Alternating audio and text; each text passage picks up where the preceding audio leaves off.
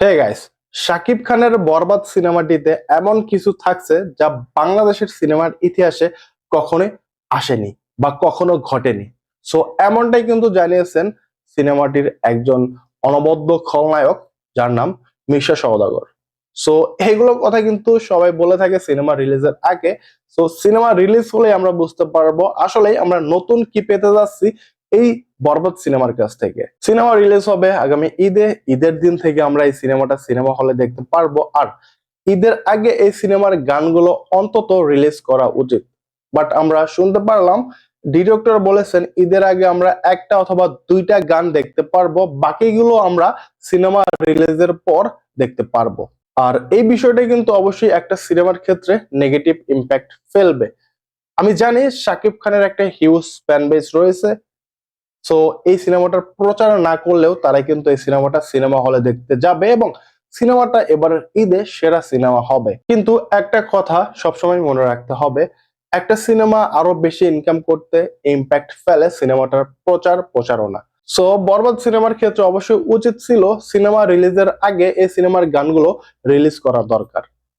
আর এই সিনেমার গানগুলো যদি একটা হিট হতে পারে তাহলে কিন্তু সিনেমাটা একদম আরো বেশি ইনকাম করতে পারবে। তবে এখন শোনা যাচ্ছে এমন কোন গান এবারের ঈদে তৈরি হয়নি কোন সিনেমার ক্ষেত্রে যেগুলো ভাইরাল হতে পারে। তার প্রিয়তমা সিনেমায় গান গিয়েছিলেন বালাম এবং বালামকে দিয়ে তিনি বারবার আবারও রাজকুমার সিনেমাতে গান গাওয়ালেন।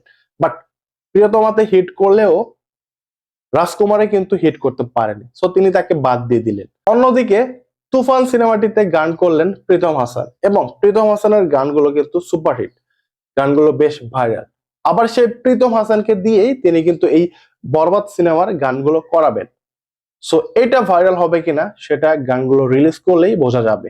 তার মানে তিনি এখানে আটকে গেছেন একটা লুপে, যে একজন শিল্পীকে দিয়ে কাজ করালাম, ওটা হিট হয়ে গেল, বারবার তাকেই নিতে হবে। সো এটা কিন্তু খুবই একটা ব্যাড প্র্যাকটিস। অবশ্যই তার বিভিন্ন ছবিতে বিভিন্ন শিল্পীদের বা বিভিন্ন মিউজিক ডিরেক্টরদের কাস্ট করা উচিত, যাতে করে তারা তাদের সেরাটা দিতে পারে। বাকিটা দেখা যাক এই সিনেমার মানে এই বরবাদ সিনেমার গানগুলো বাকি সিনেমার মতো মানে প্রিয়তমা বা তুফান সিনেমার মতো হিট করতে পারে কিনা। আমার মনে হয় না যে হিট করবে, যার কারণেই সিনেমার ডিরেক্টর সিদ্ধান্ত নিয়েছেন সিনেমাটা রিলিজ হওয়ার পর গানগুলো রিলিজ করা হবে। বাকিটা আমরা আসলে সিনেমা দেখলে বুঝতে পারবো সিনেমার গানগুলো কেমন হতে পারে। তবে এই বরবাদ সিনেমাটা রিলিজ করার যেহেতু আর 1 মাস সময় আছে, 1 মাসের মধ্যে কিন্তু 4টা গান রিলিজ করা যায় ট্রেলার সহ। সো চাইলে কিন্তু তারা রিলিজ করে দিতে পারে, যাতে করে দর্শক এই বরবাদ সিনেমা সম্পর্কে আরো বেশি এক কিছু জানতে পারে এবং সিনেমা হলে এই সিনেমাটা দেখার আগ্রহ জমে।